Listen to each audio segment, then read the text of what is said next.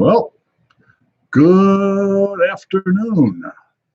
I'll tell you, welcome to a beer with the Old Growler.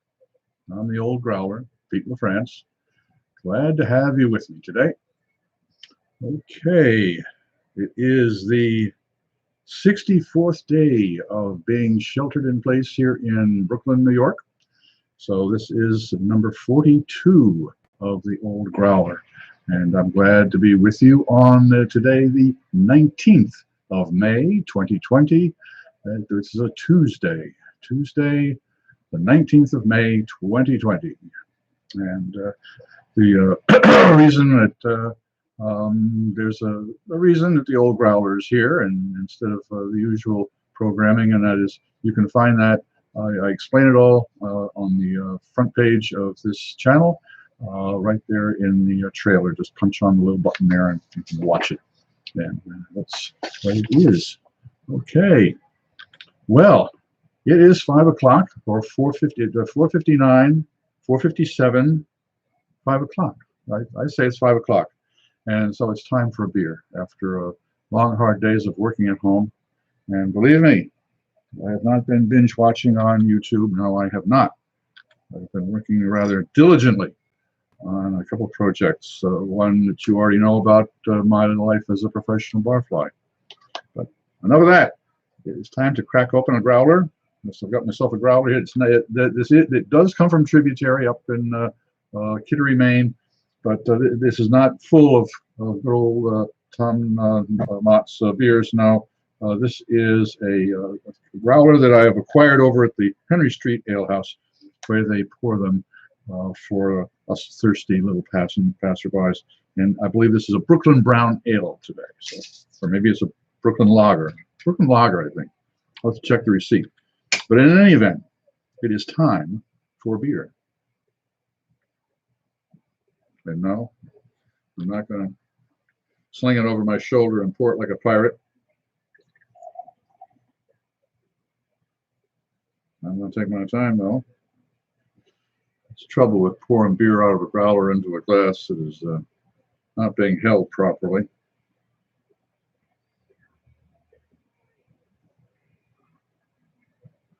There we go. That's a good start. I'm going to tighten down just a little bit. See if we can make sure a lot of that gas doesn't escape. Oh boy. Well, we got a nice 2 fingers of foam on that. That looks like a Brooklyn Lager to me. Well, to you folks who are here, I'm glad to see somebody's dropped by. Welcome, and cheers. Oh, well, yeah, that's a Brooklyn Lager, all right. You're hopping it a little bit different, maybe. Yeah.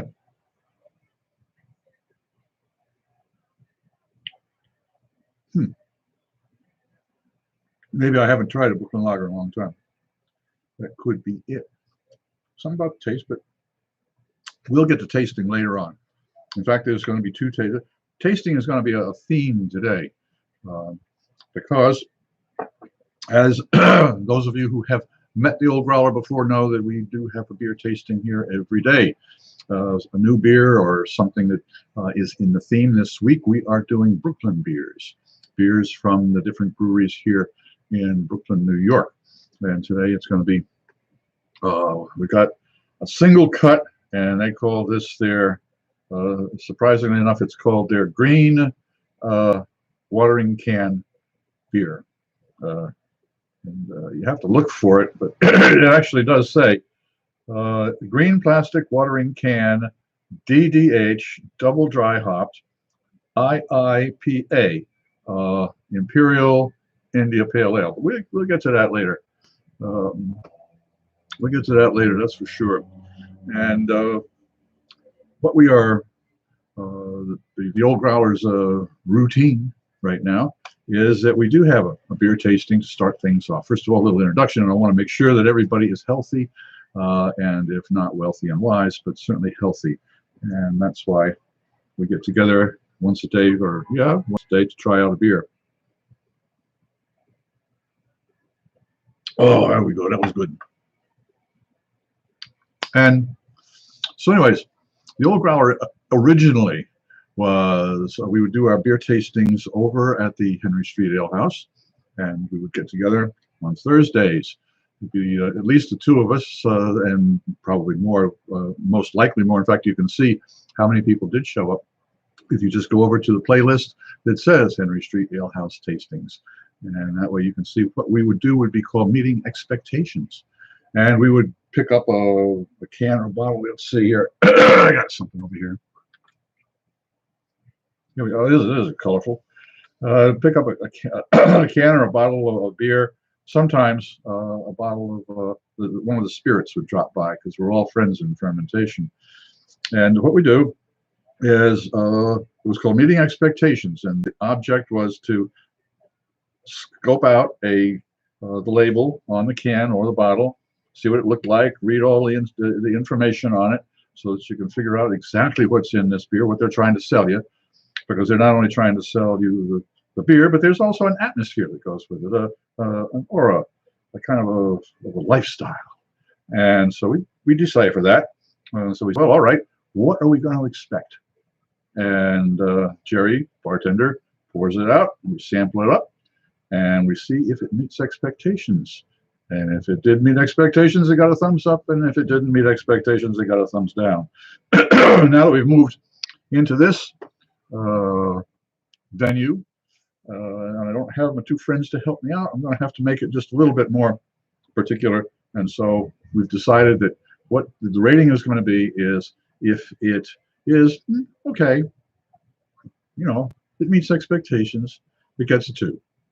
If it exceeds expectations, it turns into a number 1. And if it doesn't quite meet expectations, well, I'm afraid sometimes somebody's got to be a 3. And so that's the way we're going to do it now. 1 being outstanding, number 2 meeting expectations, and number 3, well, honorable mention. And you've seen the beer that we're going to be doing today. And for those of you who stay around after the beer tasting, I got a chance to tell you about my life as a professional barfly. I've been covering the malt beverage and the beer and spirits and wine and hospitality industry for 35, 40 years now.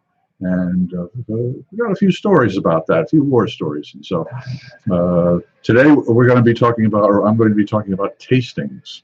And so each time that the second part of the Old Growler, what I try and do is talk about where I've been, the types of bars I've been into, the types of situations I've been in, what I've learned as a person covering this industry for this many years. And sometimes it'll be a particular restaurant with particular memories, but there's always a reason why why I'll bring up the particular event or the particular restaurant, something that I learned that has allowed me to work even better as a journalist covering this particular beat. So right now, oh boy, I'm a little thirsty.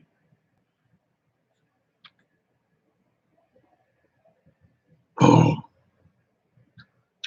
it's a beautiful day once again here in Brooklyn, or once again, it's a beautiful day in Brooklyn. It's a beautiful day in Brooklyn once again. And had a chance to go out this morning, walk across the Brooklyn Bridge back and forth at 7 o'clock, 7:30 in the morning. It's about an hour walk across back and forth. And it's interesting to me, particularly that there are so few people, and those that are on the bridge are either jogging or running or fast walking or bicycle riding. There are a few pedestrians. We do get a few pedestrians in the morning, but I've taken the liberty of whenever someone is approaching towards us, and it's always good to keep a good distance, and we do have our masks on, give them a thumbs up. And I would say about 90% of the people that I see every morning, I give a thumbs up, and then now it's gotten to the point to where I get what's called a reverse thumbs up, where particularly the bicycles will go by in the other direction rather than coming towards me. I'll get a reverse thumbs up. So that's it's kind of fun. We've been doing that for the last 2 months now, every work day. But I kind of hoped that, for some reason, I kind of hoped that it rains some mornings. You know, I'm a little lazy every once in a while, but that's the way it is. Okay. Oh, that's not quite the way to start a tasting, but I will. Although I probably should take a few minutes now and explain. Here we go. Today, as I say, we've got the single cut. Feature tasting. Yes, that's single cut right here. And it says, now, as you can see, it is a minimalist design label. It's got some small print along the side, very tech looking, very high tech looking print on that. So, and the aluminum can of just pure aluminum is a clean. I was going to say it was a clean cut looking can, and being from the single cut, they have an interesting name, Beersmiths. They don't call themselves a brewery; they call themselves Beersmiths. So the single cut Beersmiths. So we have a rather industrial looking can here and a stark look to it. Let's start with it's right up at the top. It says single cut Beersmiths, and on the side it says single cut Beersmiths. Mastery knows no shortcut. This is the green plastic watering can DDH IIPA. And as I said before, that's double dry hopped Imperial India Pale Ale. Ale, 1 pint, 8.0% alcohol by volume, 90 international bittering units, brewed and canned by Single Cut Brewsmiths, Astoria, New York City, and Clifton Park, New York. Single Cut Beersmiths is proud to maintain the American tradition of beer locally made from craft by zealots, lunatics who believe hard work, truth, pride, and passion always should come before profit. Well, that's an interesting business plan, but I personally don't ascribe to it. But you see, you're buying into an image here now. Okay, it says singlecut1word.com. Drink ASAP in a clean, wide-mouthed glass. Store cold and upright, unfiltered. Pour carefully. So I've probably shaken this up a bit anyway. Okay, and then over here, on the other side of the watering, the plastic watering can, we've got Single Cut Beersmiths. Rulpson says, "Come visit our brewery." And it's some kind of it looks like an automaton, but it's actually looks like a mash tun with arms and legs. And then it has the usual government warning that if I'm pregnant, I shouldn't drink this. So I don't have to worry about that. It's kind of interesting that there's a raised feel to this on the label. So it's kind of a tactile thing as well. So it's a nicely designed label. I'm really pleased with that. I mean, it's okay. I'm going to cheat, and I went and looked at it. Well, no, I'm not. I'm going to keep going. Okay. They were pretty accurate with pretty obvious with their information here. It's an ale. It's around 8% alcohol, which is a little high for an ale, I think. 90 international bittering units. Now that's going to be pretty bitter. It doesn't say what types of hops or malts or anything are used in this, but it's going to be it'll be a little better bitter. So let's crack it open and see what we've got. Now it says to use a large wide mouth glass, but I find that the aromas are captured a little bit better in this type of a white wine glass.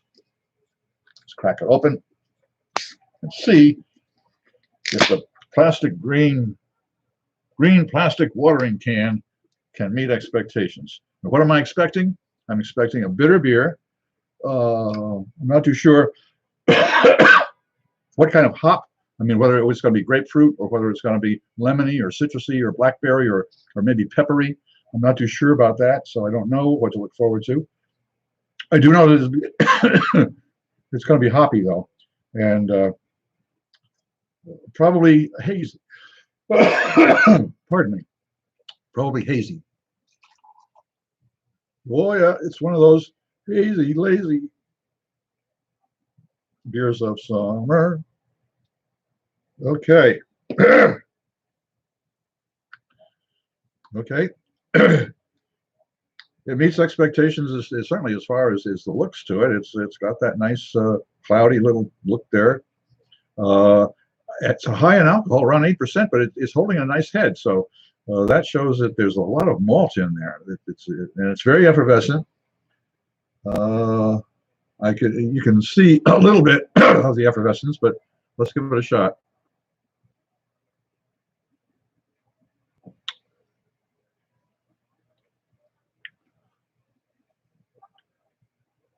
It's not as bitter as I thought. Oh, well, wait a minute. Hold on. There she comes. Oh, a little taxi. That bitter catches up with you. And it's my first impression on this is the balance of bitter and malt and the funkiness of the of the double the double dry hop, which should give me more aroma.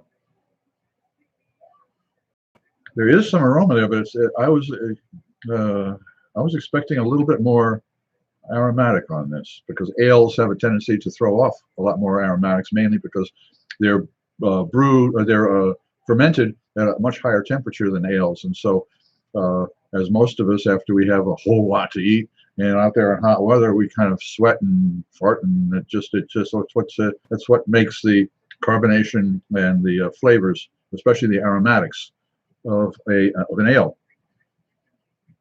There is some there, but it's very light. It's not beating you over the head.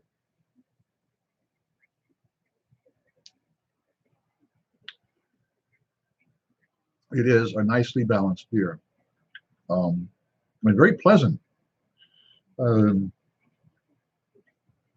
Wow, there is a wonderfully sweet. No, there is a tang, a spike of flavor. Not quite as citric and not quite as a fruit. Peach. There's a little, maybe peach or apricot. That's,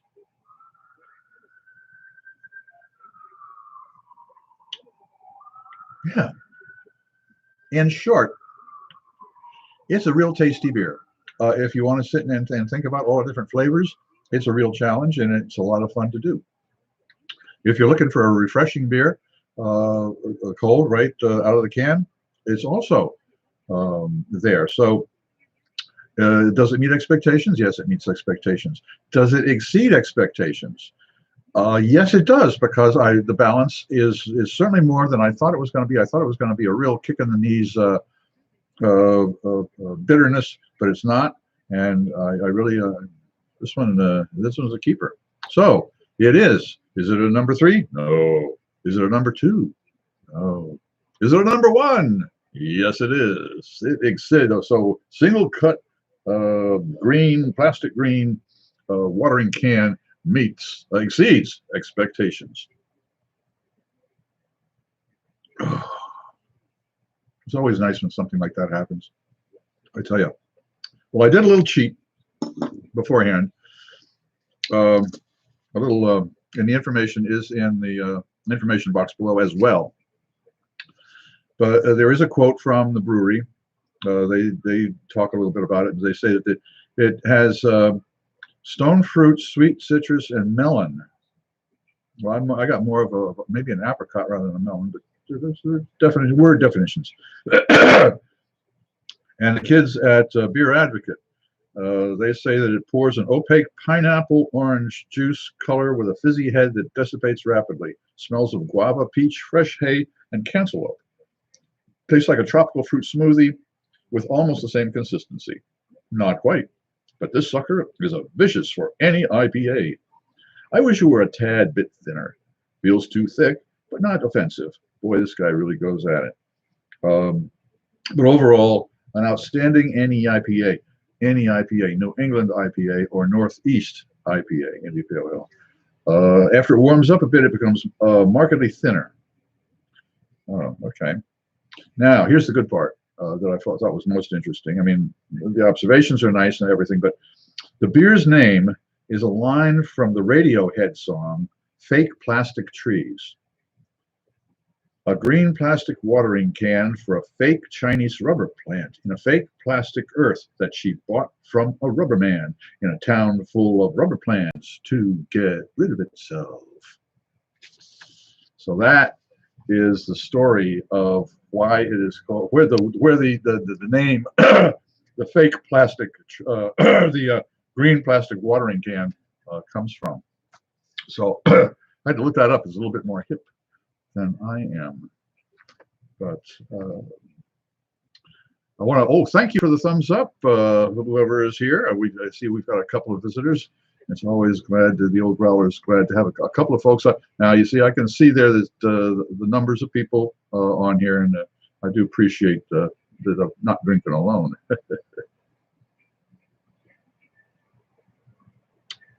Oh, that is such a nice beer. It's a real. Yeah, it's kind of a smoothie, but I'm not too sure whether that is because of the fact that it looks like, I mean, recently this any or New England or Northeast cloudy beers or juicy beers, they're being called, non-filtered in some cases, in some cases just cloudy. So, oh. This is one of the this is one of the this is one of the first times that we have gone to a tasting beer and not left any in the can. So this is an empty can entry. Excellent. I congratulate Single Cut. Ooh, it quaffs well too. That's an important thing. Oh, being able to quaff a beer, drink a beer, enjoy a beer, not have to sit there and methodically take it apart, deconstruct its different flavors. But that brings me to the topic today. Going to my life as a professional barfly,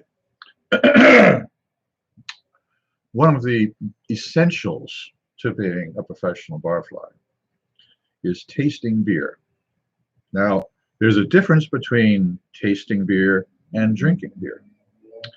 Drinking beer is, if you watch the old TV series Cheers, that's what Norm was most famous for, was drinking beer. And I believe there was an episode where he showed up at one of the breweries. So they were doing a taste comparison, you know, to see which beer was going to sell. And he sat there and he chugged it right down. And the fellow that was leading the panel said, wait, hold on. You're supposed to sip it. You're supposed to tell, well, you need to know what you think of the flavor. And so, was it Cliff or Norm? Norm. It was Norm. He said, well, all right. So he sips it a little bit. Oh, this and that. And the other thing, he says, you know, this beer is pretty good when you stop to taste it. So that's the difference between beer tasting and beer drinking. And so I've always enjoyed beer drinking, but beer tasting was something else. And that was a drink, not a taste. I came into or understanding more about the I guess the more technical way of beer tasting when I started homebrewing, and became part of the New York City Homebrewers Guild in Manhattan. And we would meet, I believe it was once a month, down at Burke Castle, and I can't remember the name of the bar that was next door to it. I know it was Jimmy ran it, and the whole crew would show up there for, we had folks like Michael Jackson and not the one without the glove, the English writer. and Fritz Maytag, and just a whole crew of people that stopped in for our tastings. And we ran it as there are sommeliers are for wines, but there's a national beer tasting group that set down rules and regulations as to what each style of beer was supposed to taste like. And those beers that were considered iconic, for an example, Guinness is a stout, would be iconic. Bass as a British ale would be iconic. Budweiser as an American lager would be iconic. And so we would try and brew our home brews to match these different styles of beer. If we were going to brew particularly brown ales, that was always fairly easy to do. Or stouts were a lot easier to do because it was a very dark and thick beer, and you could screw up and get away with it and still call it a stout. There was a joke amongst home brewers at the time that if you had a beer that didn't taste very good and there was something that was not quite right with it, what you did is you put those two or three, whenever you brewed, you would probably get about 3 6-packs of beer plus a little. And if you didn't spill, you could probably get a case of beer out of 5 gallons. And because that was the batch, the number of gallons that you would brew would be 5 gallons. And so you could pretty much get that. But if it didn't come out too well, what you did is you put it in the back of your closet, see, and you left it there for 4 or 5 months, and then you brought it out and tried it again. And if it tasted anywhere near palatable, you simply called it a Belgian ale. Because the Belgian ales were all funky beers, and so that was an old homebrew trick there. But I learned about tastings that way, and we would get together, and we would open up an iconic beer, and then compare our beers that we thought were supposed to be to that style. And it was pretty much easy to, well, I wouldn't say easy because there were only certain styles. There were lagers, ales, stouts, and then there were some various subdivisions of them. We could probably come up with about, I guess in homebrew you could come up with about 15 or 20 different styles of beers that were there. Bavarian wheat beers, Berliner Weiss, Berlin style wheat beers. Then there was the wee heavies from Scotland. We could pretty much come up to that. And so that was the type of tasting, a beer tasting, that you would sit down and try and figure out how close your homebrew came to a professionally made beer. When I got to working for beverage media back in the 90s, 91, 92, 93, I was introduced to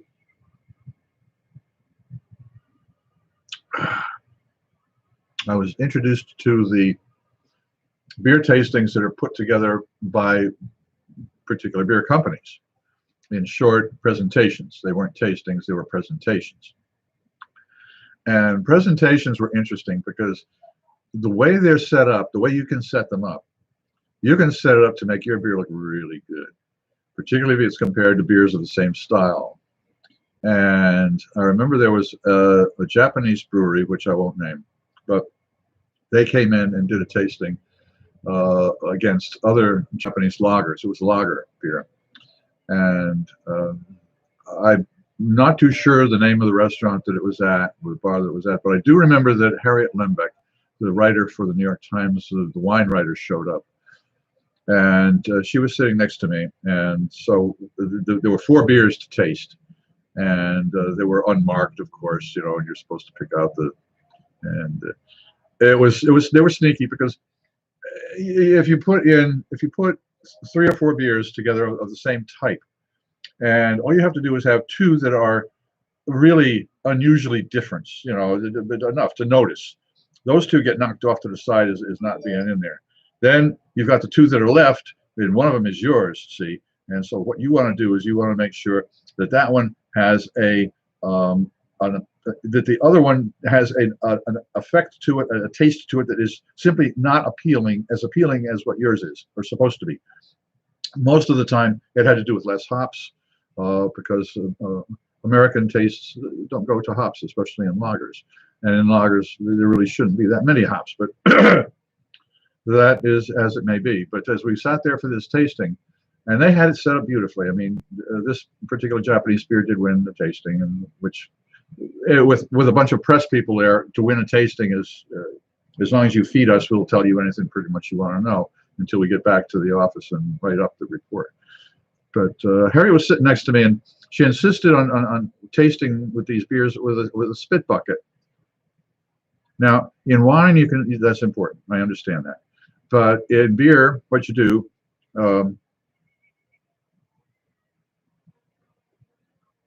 you wash it around the inside of your mouth, and then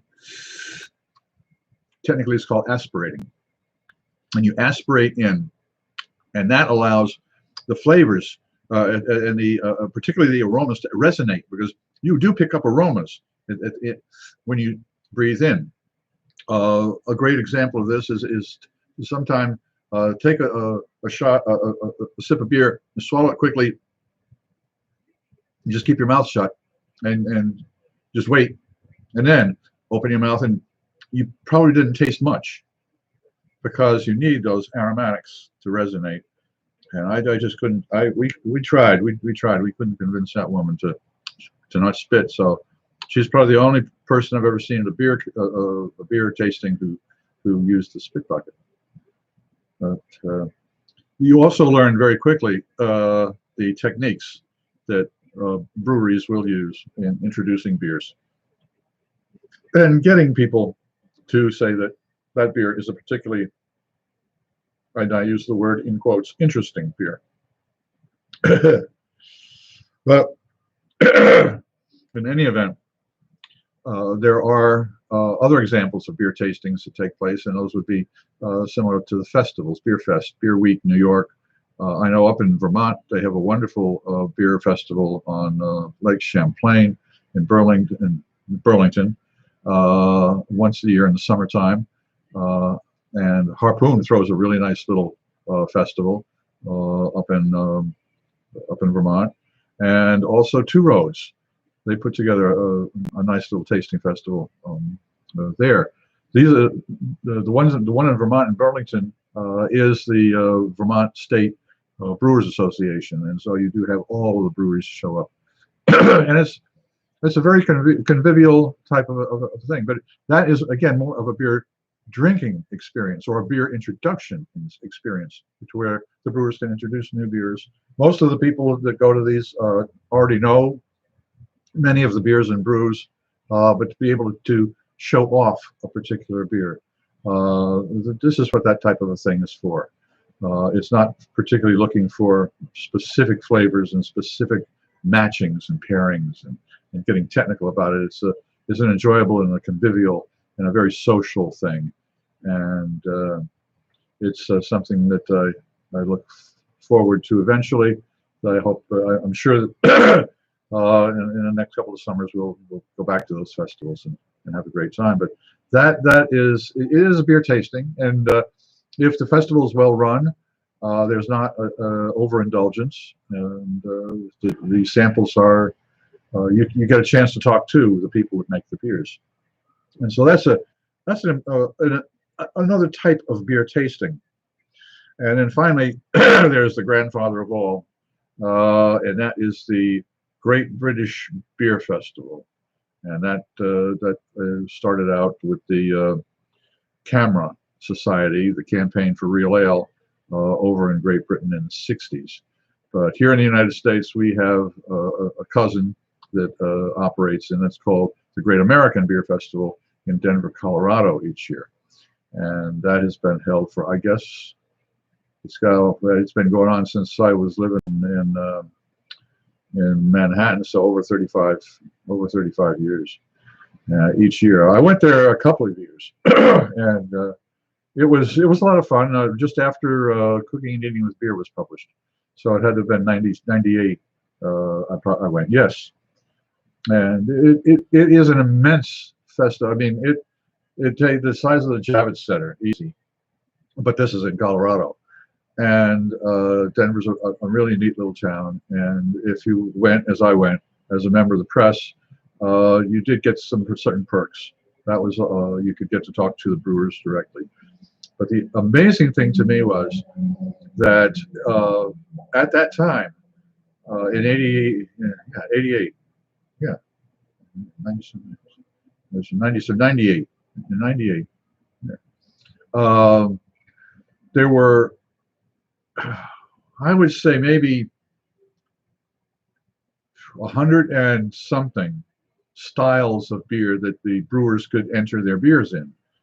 American lager, American light beer, American ale, American craft brown beer, American craft ale, American this, Canadian this, Canadian that. Yeah, there was about maybe 100 and close to 200 different styles of beers that were recognized, and the brewers would enter their beer, and the panel would taste it, and they would hand out gold, bronze, yeah, gold, silver, and bronze medals.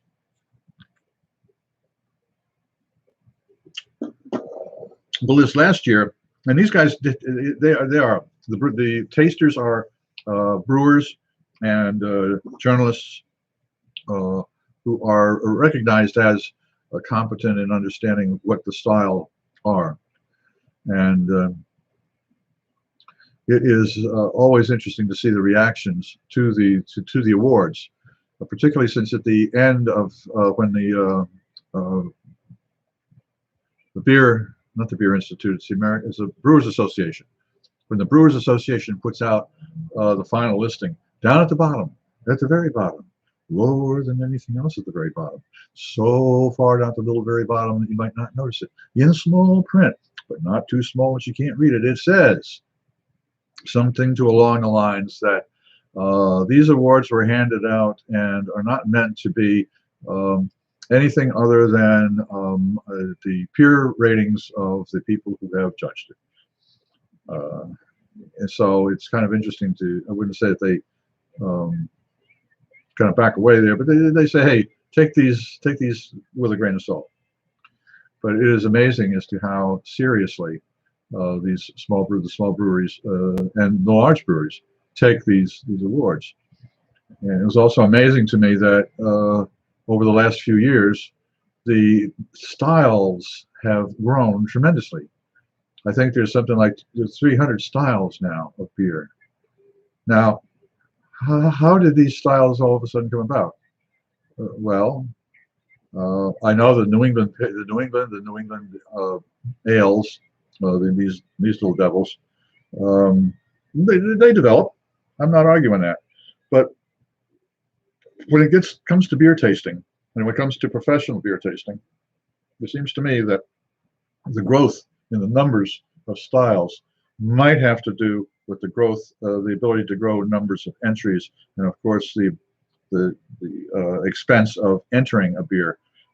When you multiply that, certainly makes it more conducive to the festival to have 300 styles of beer rather than 100 styles of beer. But that's taking beer tasting to, as I say, the professional level.